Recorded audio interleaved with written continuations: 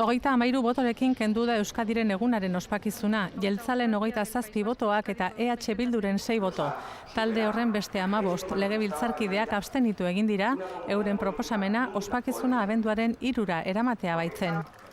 Ekimena bultzatu duen taldearen izenean Joseba Egibarrek esan du inposizio bat deuseztu dela. Nik uste zoriontzeko eguna badala, zatikan indargabetzen da inposizio bat. Iritsi da baita ere garaia, herri honen borondate politikoa gaurkotzeko. Alderdi sozialistak ezarri zuen jaiegun hori aurreko legealdian eta Patxi Lopezentzat egun tristea da gaurkoa. Egun tristea parlamentu honetan. Gaur ganbera honek bere jatorria bera ukatu egin du.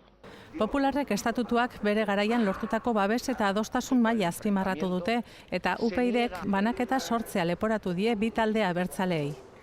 Legea indargabetuta Jaurlaritzak ez du zentzuzkoa ikusten lan egutegian urriaren 25ak jai izaten jarraitzea. Beraz, 2014an jaia uztailaren 25era aldatzea proposatuko du, ez baina Euskadiren eguna. Santiago eguna guk printzipioz ez dugu ikusten txarto, txostenak eskatuko ditugu eta txosten horiek aztertu ondoren erabakia hartuko dugu. Gasteiztik etorri zaio eskaera Jaurlaritzari, adostasuna lortu ezkero lan egutegiaren dekretua aldatuko du Jaurlaritzak ahal dela urtea amaitu baino lehen.